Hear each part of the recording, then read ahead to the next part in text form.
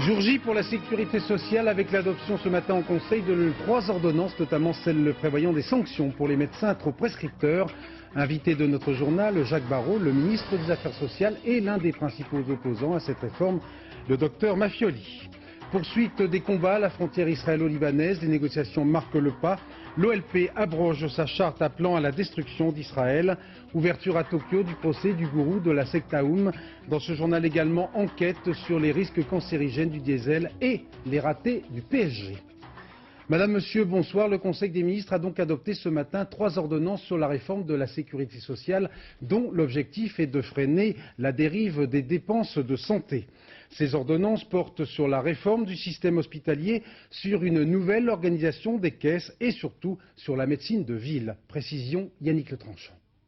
3 ordonnances et un objectif, dépenser mieux pour dépenser moins. La première ordonnance concerne la médecine libérale. Les docteurs seront sous haute surveillance afin de réduire les dépenses de soins.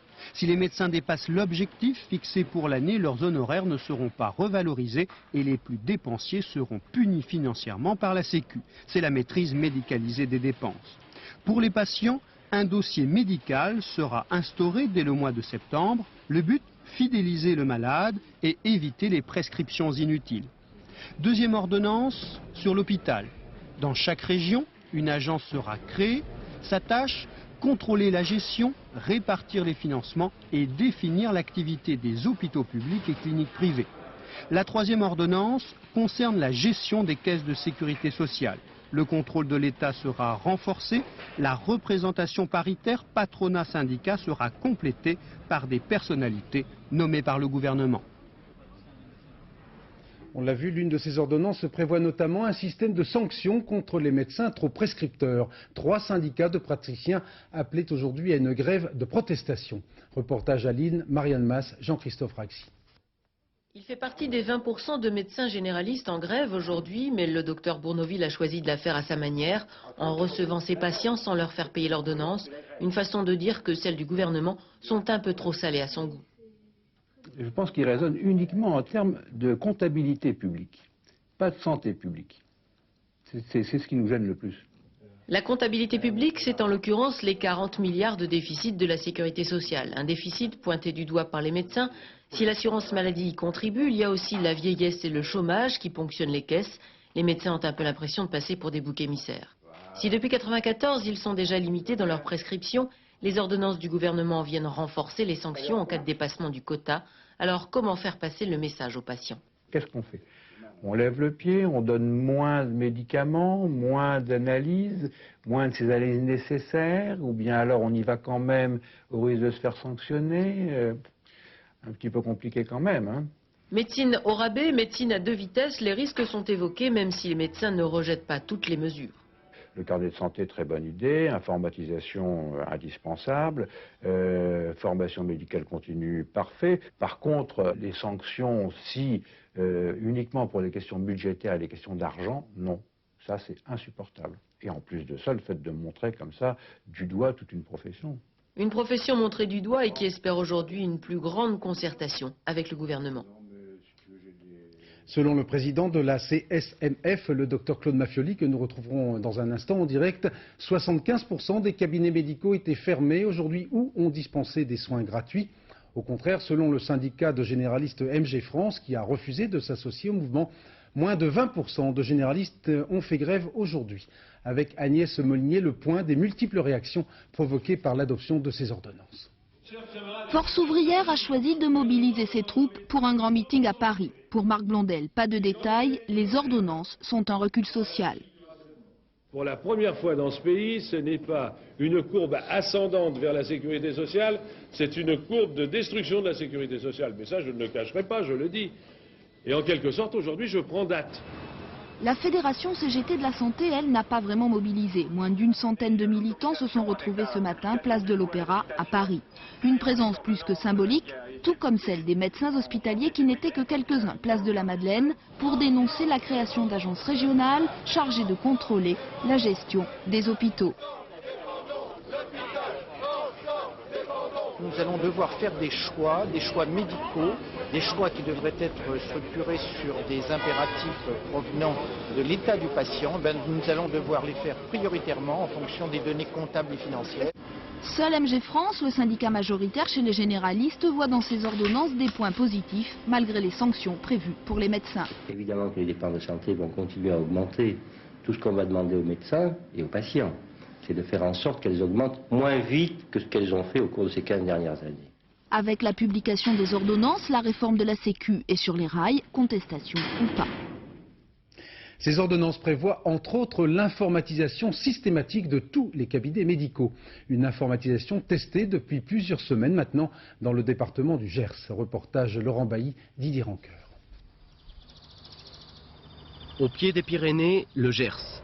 Terre agricole, terre de tradition, elle semble immuable avec ses champs de céréales et ses petits villages, tout droit sortis du siècle dernier. Le docteur Vuittier apprécie de vivre ici, lui qui a choisi Aignan et ses 900 habitants pour y exercer l'art de soigner. Mais une fois dans son cabinet, quel contraste!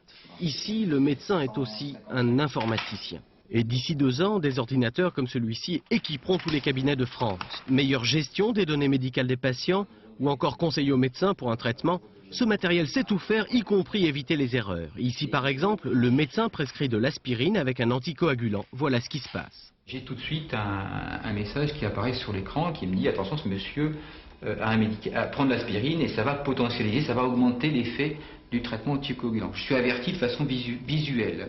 Et puis, quand les assurés sociaux auront tous une carte à puce et les caisses de la Sécu leurs propres ordinateurs, terminé les 800 millions de feuilles de soins chaque année, tout se fera par télétransmission.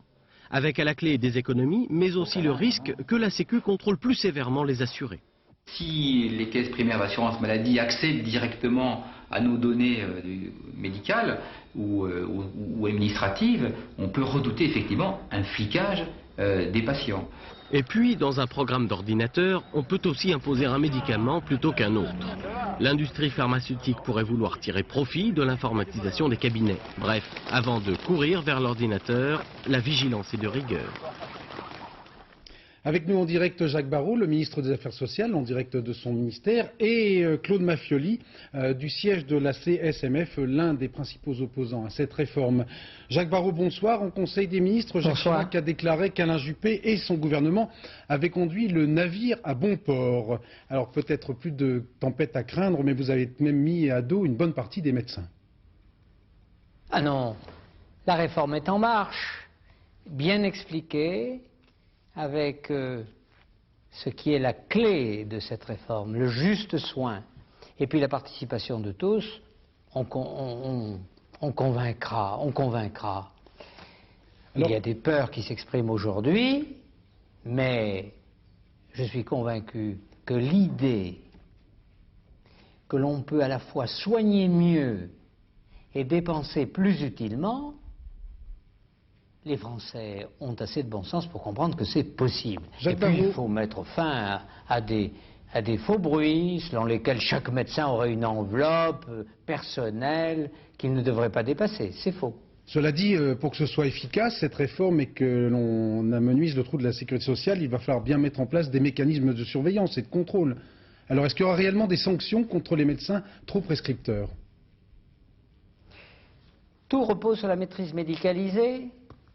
Ce sont les médecins qui ont déjà mis les principes de cette maîtrise médicalisée en place. Nous allons rendre ça effectif. Qu'est-ce que ça veut dire? Ça veut dire qu'il faut respecter les bonnes pratiques et qu'en effet, si un médecin ne les respecte pas, il faut qu'il s'explique devant ses confrères médecins et qu'éventuellement, en effet, il peut y avoir une sanction. C'est ça le fond de la réforme. Alors, simplement, nous voulons que la responsabilité du médecin puisse s'exercer de manière effective. Alors, tout est dans la liberté. Malgré les efforts des gouvernements successifs, la dérive du déficit de la Sécu se précise. Le journal Les Échos, les quotidiens Les Échos parlaient avant-hier de 46 milliards, vous parliez plutôt du chiffre de 30 milliards. En tout cas, on est loin des 17 milliards de francs prévus. Alors, question très directe, est-ce qu'on peut s'attendre à un tour de vis supplémentaire pour boucher ce trou qui ne cesse de s'agrandir? D'abord, il faut expliquer. Dans un ménage, on gagne une certaine somme et puis on dépense une certaine somme. Bon, c'est vrai que momentanément, les recettes faiblissent. Ça ne durera pas. Un jour ou l'autre, les recettes reviendront au rendez-vous. Mais entre-temps, il faut que nous ayons modéré la progression de la dépense. Car c'est le seul moyen d'éviter que les déficits s'accumulent d'année en année et puis qu'un jour l'assurance maladie et la sécurité sociale en général soient menacées. C'est ça le fond du problème. Alors, nous allons voir, il est trop tôt pour faire des prévisions, mais c'est vrai qu'il y aura peut-être des recettes qui manqueront au rendez-vous. Mais si nous avons, tout en soignant bien, maîtrisé une progression des dépenses qui ne doit pas déraper, eh bien, un jour ou l'autre, nous arriverons à trouver l'équilibre. Mais l'équilibre se fait dans la durée. Ce qu'il ne faut pas, c'est qu'un jour, la sécurité sociale soit remise en cause. Jacques Barrot, vous restez avec nous. Je vous propose maintenant de donner la parole à l'un des principaux opposants à cette réforme, à Claude Mafioli, le président de la CSMF. Alors, bonsoir. Bonsoir. Les syndicats médicaux qui ont fait grève aujourd'hui ont proposé d'appliquer dès le 1er mai des mesures restrictives sur les arrêts de travail, les certificats médicaux et les prescriptions de soins non urgents. Est-ce que ce n'est pas prendre en otage les malades ou les futurs malades? Non, ce n'est pas les prendre en otage, c'est simplement vouloir, dans les semaines qui viennent, montrer grandeur nature aux Français et aux patients ce qui risque de leur arriver demain si on fait passer les impératifs administratifs et budgétaires devant les impératifs médicaux. Très précisément, vous proposez quoi à vos mandants? De refuser de signer les congés maladie, des choses comme ça? Pas du tout. Quand un patient aura besoin d'un arrêt de travail, eh bien nous proposerons l'arrêt de travail, mais nous demanderons à ce que le médecin conseil, ça soit lui qui décide vraiment si cet arrêt de travail doit se faire ou pas. Donc nous, médicalement, nous aurons posé l'indication, mais ensuite le médecin conseil décidera budgétairement si cela est possible. Voilà un exemple de ce qui va se passer dans les semaines qui viennent, mais c'est ce qui risque de se passer complètement dans l'avenir si le système se met en place. Et tout à l'heure, j'ai entendu M. Barrot parler avec des arguments que je suis tout à fait. Quand il parle de maîtrise médicalisée, quand il parle de respect du juste soin, des bonnes pratiques, tout ça est très bien. Tout ça, ça s'appelle effectivement la maîtrise médicalisée que nous avons essayé de mettre en place depuis 2 ans et que nous avons parfaitement bien enclenché comme processus. Le problème, c'est que l'ordonnance qui vient de sortir change les règles du jeu. C'est-à-dire qu'on définit, comme cette année, un objectif d'augmentation des dépenses, mais en prenant comme référence l'inflation, c'est-à-dire pas du tout les besoins sanitaires de la population, et on va sanctionner les médecins, non pas parce qu'ils n'auront pas respecté le juste soin, mais parce qu'ils auront dépassé ce taux. Donc c'est vraiment un dispositif qui met les impératifs budgétaires avant les impératifs médicaux. Je suppose que vous ne partagez pas ce point de vue. C'est un dialogue de sourds qui continue. Non, mais moi je suis confiant. Je ne pense pas que le docteur Mafioli prendra le risque de détruire la réforme qui est la dernière chance de la médecine libérale. Je connais le sens des responsabilités qu'il a démontré à certains moments et il nous aidera à mettre au point le juste soin. D'autant plus que l'exemple qu'il a pris, celui des arrêts de travail, nous allons aider aussi les médecins. Les médecins ne sont pas des boucs émissaires. Nous allons mettre ce carnet de santé entre les mains de l'assuré social. Et nous allons aider le médecin.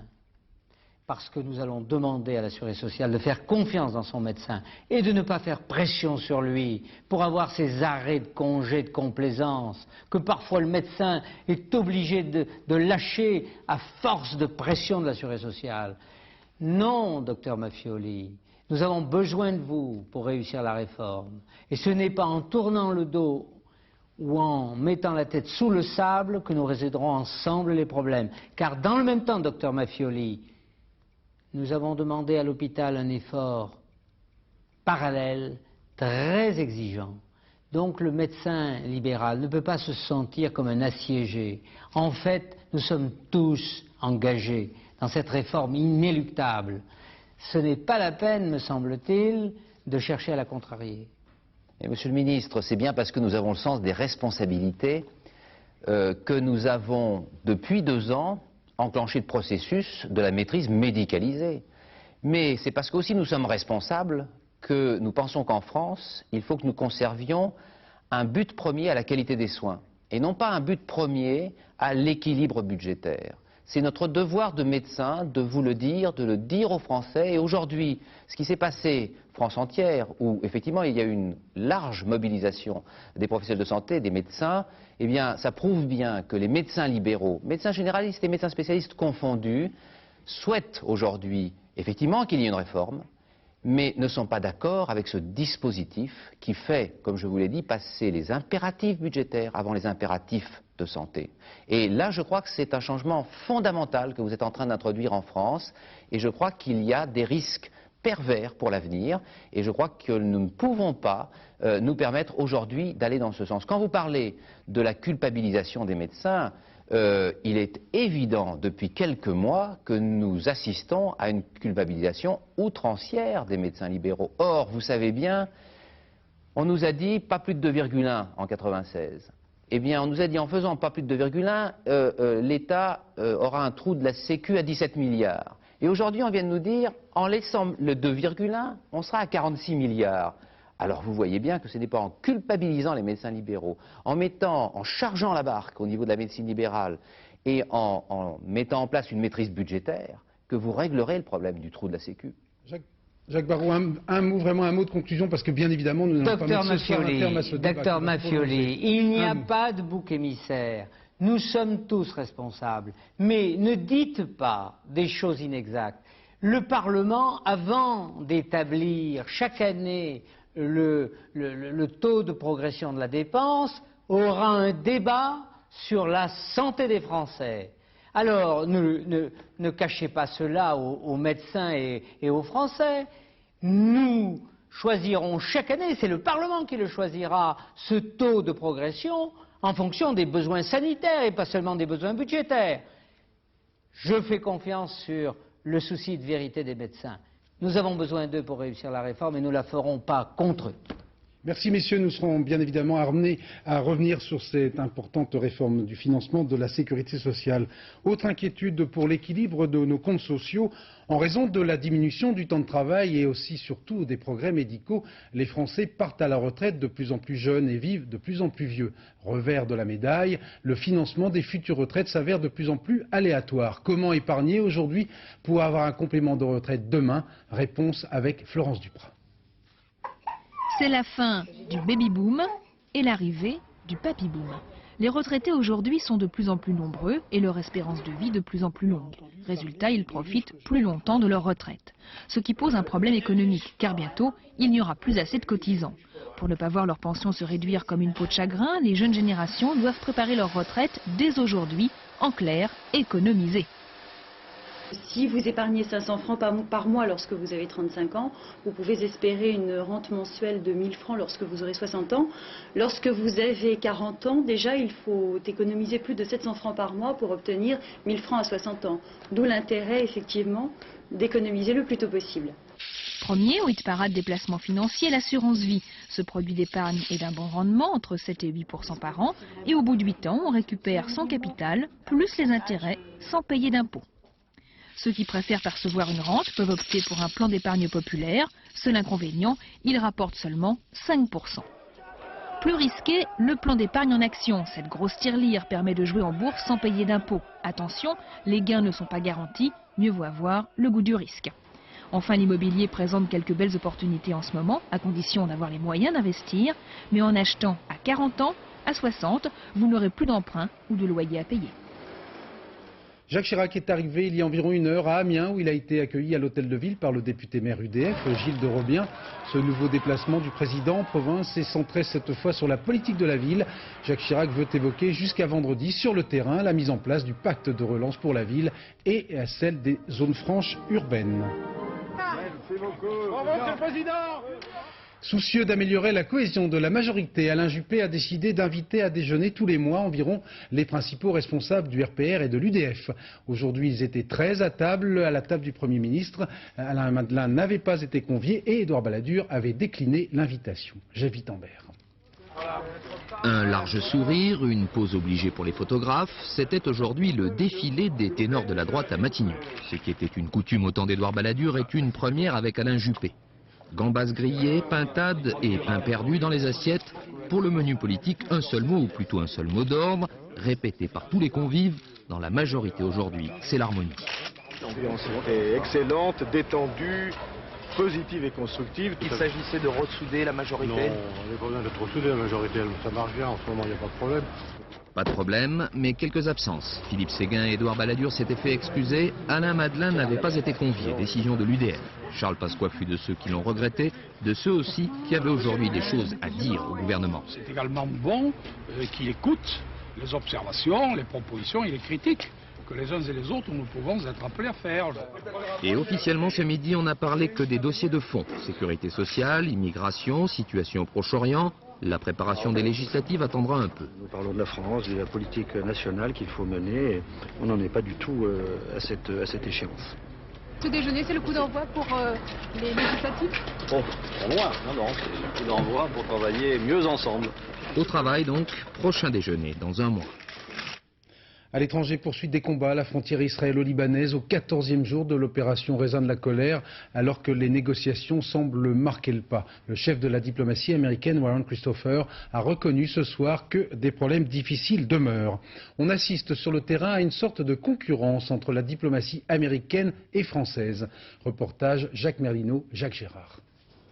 Depuis plus d'une semaine, Hervé de Charette ne quitte pratiquement plus son avion. 4 voyages en Israël, autant en Syrie, sans oublier quelques escales au Liban. C'est la première fois qu'un ministre français des Affaires étrangères adopte cette méthode de travail, aller sur le terrain et ne pas le quitter tant qu'un accord n'est pas obtenu. L'un des avantages de cette méthode est que l'on travaille en continu sur un sujet. Le téléphone est toujours à portée de main et l'on peut rester en contact constant avec toutes les parties. Et puis, au fil des rencontres, les conversations se font plus précises et le ton devient plus personnel. C'est aussi, bien entendu, un formidable moyen de présence de la France. Il n'y avait pas de meilleur signe possible donné à l'ensemble du monde méditerranéen de ce qu'avait dit le président de la République au Caire, c'est-à-dire que désormais la France est présente activement sur le terrain dans l'ensemble de la Méditerranée. Il n'y avait pas d'autre signe plus positif. Et je crois que tous les pays, bien au-delà des 3 que je visite dans cette période, l'ont très bien compris. C'est un signal extrêmement fort. En tout cas, l'initiative française agace quelque peu les Américains qui veulent faire du Proche-Orient une de leurs chasses gardées. Du coup, un malaise s'est installé entre les 2 délégations et une sorte de compétition s'est engagée. Alors, peut-être stimulé par cette nouvelle concurrence, Warren Christopher, pour la première fois, a pris cet après-midi la route du Liban. Et en début de soirée, une rumeur d'accord circulait à Damas. Si elle se confirmait, l'annonce serait faite tard dans la nuit ou bien demain matin. Toujours au Proche-Orient, cette décision réellement historique du Conseil national palestinien réuni actuellement à Gaza avec le vote d'une charte reconnaissant le droit à l'existence de l'État d'Israël. En direct de Jérusalem, Charles Anderlin. Charles. Oui, le vote est un succès incontestable pour Yasser Arafat. 504 voix pour, 54 contre, 14 abstentions. C'est un gigantesque pas en avant pour le processus de paix. L'OLP et Yasser Arafat ont tenu parole. Ils annulent les articles de la charte palestinienne qui prônent la destruction d'Israël et la lutte armée. L'Organisation de libération de la Palestine ne revendique plus ce soir l'ensemble de la Palestine et notamment les territoires qui forment l'État d'Israël d'avant 1967. Cette décision est aussi une excellente nouvelle pour Shimon Peres, empêtré par ailleurs dans la crise libanaise. Il peut dire aux Israéliens sceptiques que le processus qu'il a commencé à Oslo aboutit à une paix réelle avec les Palestiniens. Merci Charles Anderlin pour ces commentaires en direct de Jérusalem. Ouverture aujourd'hui au Japon du procès du gourou de la secte Aum, poursuivi pour 17 chefs d'inculpation et la responsabilité directe de 26 meurtres au total, dont l'attentat du métro de Tokyo au gaz sarin. Thierry Curté. Caché derrière ces rideaux, celui qui fut le maître pour 10 000 Japonais. Le transfert de la prison jusqu'au tribunal a requis toutes les précautions. Autoroute fermée, escorte policière renforcée, hélicoptère. Le gourou fait encore peur. Les caméras ont été interdites dans la salle d'audience dès qu'il est entré. Il a refusé de collaborer avec le tribunal. Ses premiers mots: j'ai accompli la vérité suprême, je suis détaché des choses telles que l'absence de liberté ou la souffrance, je ne me soucie pas de ma vie. Shoko Asahara risque la pendaison. Il doit répondre de 17 chefs d'inculpation, disparition d'adeptes, enlèvement, puis meurtre d'un avocat et de sa famille. Mais il est surtout jugé pour l'attentat du 20 mars 1995. Il y a 13 mois, ses fidèles répandaient du gaz sarin dans le métro de Tokyo. 11 morts, 5500 blessés en plein quartier des affaires. Un choc pour toute la société japonaise qui prend d'un seul coup conscience de l'emprise des sectes et de leur puissance. 12 000 personnes se sont présentées pour assister au procès ce matin. Il a fallu organiser un tirage au sort pour les 46 places disponibles. Les audiences auront lieu les 3e et 4e jeudis de chaque mois. À ce rythme, le verdict pourrait ne pas être connu avant 5 ans. À Paris, le garde des Sceaux, Jacques Toubon, a présenté ce matin au Conseil des ministres un projet de loi relatif à la détention provisoire. Un texte moins ambitieux que prévu. Explication Philippe Boisserie. Christian Proust n'était qu'un prévenu parmi les 22 000 actuellement en détention provisoire dans les prisons françaises. Mais Christian Proust est aussi président du Conseil général du territoire de Belfort. Son incarcération dans l'affaire Giga Storage avait soulevé un tollé chez ses proches. À sa sortie de prison, c'est le pouvoir des juges et celui de la détention provisoire qui se retrouvaient en procès. Aujourd'hui, un projet de loi veut réformer cette détention. 3 axes principaux. Le trouble à l'ordre public utilisé pour motiver l'envoi en prison est plus strictement défini. Il devra être exceptionnellement grave. Deuxièmement, l'incarcération ne pourra excéder une durée raisonnable. Au bout d'1 an, le juge devra la justifier par écrit et annoncer un délai prévisible de fin d'instruction. Enfin, le référé liberté qui permet aux prévenus de contester dans les 3 jours sa mise en détention sera renforcé. À mesure où il y a une procédure plus favorable aux droits des personnes, on ne peut être que satisfait. Par contre, nous n'accepterons pas que l'on dise que ce texte intervient parce qu'il y a une situation en France telle que les droits des personnes ne sont plus respectés à cause des magistrats instructeurs. Si ce discours devait être tenu, je pense que les juges d'instruction auraient du mal à l'accepter.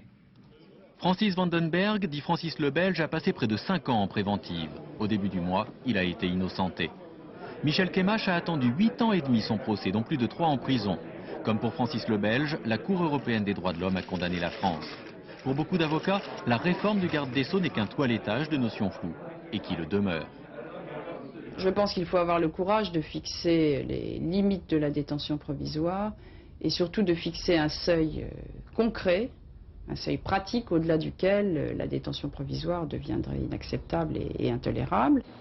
Une solution avait été avancée, celle du bracelet électronique permettant de contrôler les prévenus laissés en liberté. Le garde des Sceaux a souhaité une expertise complémentaire. Le 7 avril, une partie de la maison d'arrêt de Dijon était ravagée à la suite d'une mutinerie d'environ 300 détenus. 9 prisonniers considérés comme les meneurs comparaissaient aujourd'hui devant le tribunal correctionnel de la ville. Sur place, Valérie Hermite, Alain Locatio. 9 détenus arrivés en ordre dispersé sous une protection policière impressionnante. 9 détenus présentés comme les meneurs de la mutinerie de la prison de Dijon le 7 avril dernier. Une mutinerie qui aura duré 6 heures et causé plusieurs millions de francs de dégâts. Une audience en comparution immédiate, ce que contestent les avocats de la défense compte tenu de la complexité des faits. La comparution immédiate, c'est une procédure d'urgence qui ne se justifie que lorsque l'affaire ne présente aucune difficulté, ce qui n'est manifestement pas le cas en l'état. Le bruit d'un mouvement d'humeur en préparation circulait depuis plusieurs jours dans la prison. Mais la plupart des prévenus nient les faits qui leur sont reprochés, même si tous reconnaissent avoir participé à la mutinerie. Un moment de folie collective, diront-ils, pour exprimer un ras-le-bol. Pêle-mêle, des cellules qui ressemblent à des cachots, une directrice trop autoritaire, des douches froides 2 fois par semaine. Et même si les surveillants n'ont pas tout à fait la même vision des faits, tout le monde est au moins d'accord sur un point, la surpopulation carcérale. La maison d'arrêt de Dijon est prévue pour 169 détenus. Elle en contenait le double. Il se prénomme Rally, il est sénégalais, il a 34 ans, surveillant dans un institut privé et entraîneur de l'équipe de foot de Montlhéry. En France depuis 13 ans maintenant, ce Sénégalais n'a jamais pu régulariser sa situation administrative et il est sous le coup d'un arrêté de reconduite à la frontière. Tous ses amis se sont mobilisés pour empêcher cette expulsion. Reportage Maryse Burgot, José Boulestex. La nouvelle est arrivée à 17h30 ce soir par téléphone et cette nouvelle, c'est l'expulsion.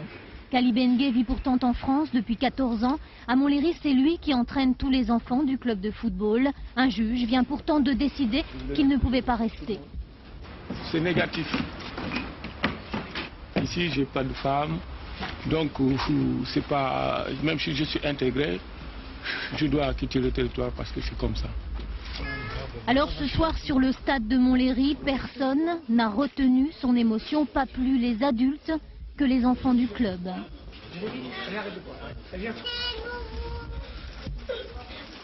Cali est parfaitement intégré. On nous a cassé les pieds à un moment donné, comme quoi il fallait intégrer les gens, etc.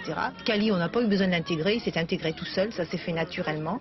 Kali Bengué est entré en France en 82 avec un statut d'étudiant. 10 ans plus tard, il demande une carte de séjour lui permettant de travailler. La préfecture refuse. Alors, comme des milliers d'autres, il devient clandestin dans une ville où tout le monde le connaît et l'apprécie. Aujourd'hui, il est surveillant dans une école privée. Il cotise à la sécurité sociale. Pourtant, selon la loi, il doit partir. Je pensais même que j'ai plus besoin de carte d'identité. Tellement je me sentais ici bien, je me sentais français comme tout le monde, j'étais bien quoi. Ça fait longtemps qu'il est en France et on a besoin de lui parce qu'il a une grande importance dans le football. Kali Bengué et tous ceux qui l'ont soutenu ont un dernier recours. Le Conseil d'État, lui seul, pourrait désormais décider d'annuler l'arrêté d'expulsion. Faut-il interdire le diesel en ville? C'est la question que pose le mensuel Science et Avenir qui a mené l'enquête dans 5 grandes villes françaises. Les particules émises par les moteurs diesel sont-elles cancérigènes? La réponse est complexe, mais de plus en plus de scientifiques répondent positivement. Enquête Jérôme Catala et Valérie Gagé. Pour mener leur enquête, les journalistes de Science et Avenir ont utilisé ce petit appareil qui coûte 90 000 francs. Équipé d'un rayon laser, il permet de capter et d'analyser toutes les poussières présentes dans l'air ambiant, même les plus fines, émises à 80% par des moteurs diesel.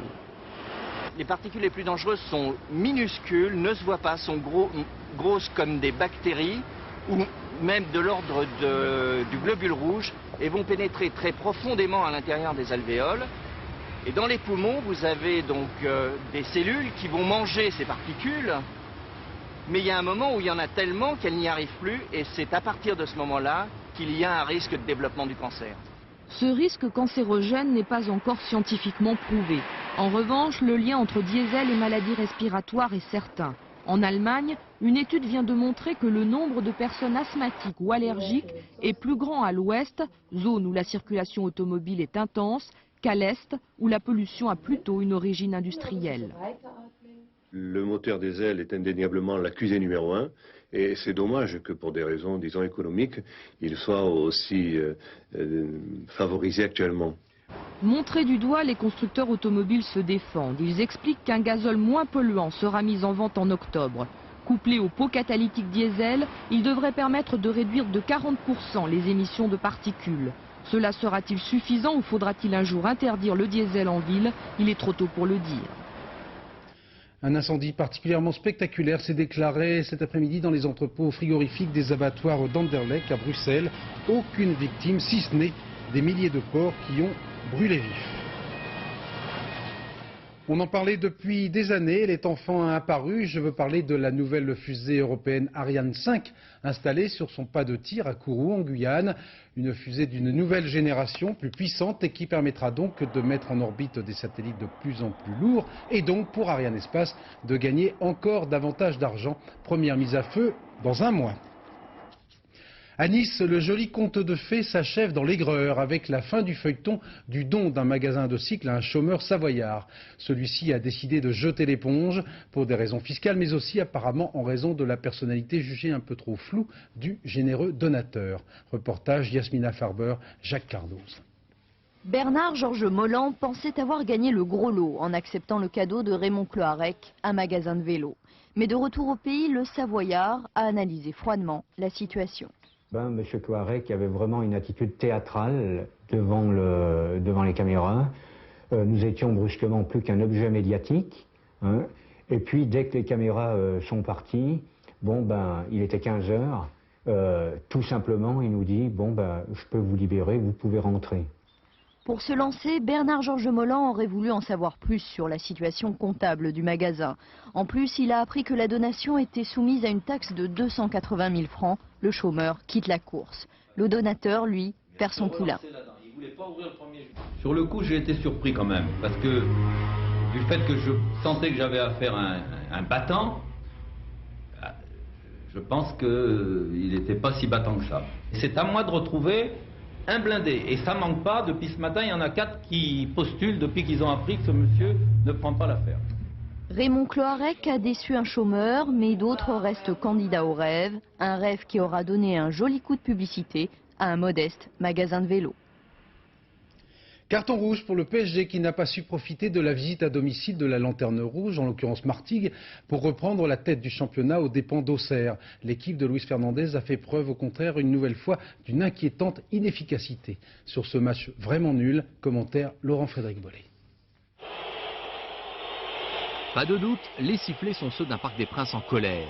Des Parisiens qui rentrent la tête basse, des supporters qui ont perdu la foi. L'histoire retiendra que c'est peut-être hier soir que le PSG a perdu le championnat. Des occasions immanquables, mais manquées face à Martigues, la Lanterne Rouge. L'occasion était trop belle pour repasser en tête au classement. Finalement, c'était un match piège. On a loupé l'occasion de reprendre la tête. On n'a pas su saisir cette occasion-là, cette chance-là. Bon, bah maintenant, il faut de nouveau s'attendre à finir la saison, comment dire, sur ces 3 matchs qui nous restent, avec beaucoup de difficultés, en attendant qu'Auxerre fasse encore de nouveau un faux pas, qu'on puisse éventuellement leur reprendre la tête. Au moins le PSG aura-t-il évité la défaite, qui n'est vraiment pas passé loin.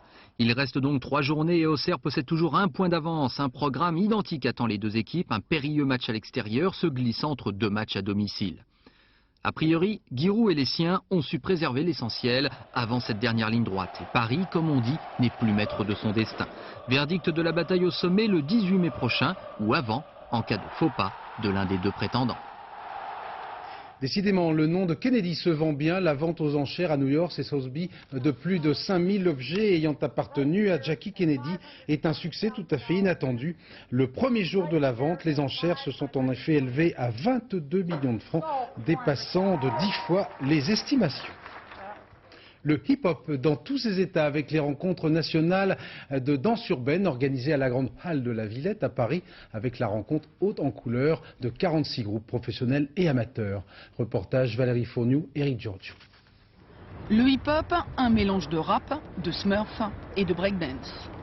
Un pur alterne toujours entre cases blanches et noires, mais son parcours sera limité à une danse, un art des banlieues et de leurs murs au graffiti de révolte. Nul ne pourra atteindre une liberté totale, sachant que les êtres humains sont égaux à ce niveau. Et physique. La moralité est donc basée sur ces mots. C'est des cornes, mais c'est le brevet d'État. C'est un trophée. Les danseurs africains l'ont au pied, les breakers l'ont au mien. Les danseurs pour les... Des cales aux mains en guise de diplôme, le hip-hop ce sont aussi des prouesses de souplesse.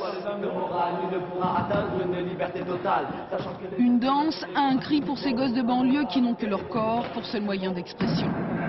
Nos outils, c'est ce qu'on vient de voir, c'est nos bras, c'est nos mains, c'est nos pieds, c'est notre tête, voilà, c'est tout un travail physique, donc c'est notre corps, et c'est donc l'envie aussi de vouloir raconter un tas de choses, un tas d'histoires.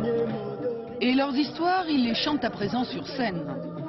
Un festival reconnaît aujourd'hui leur art aux racines aussi variées que les communautés implantées dans les quartiers.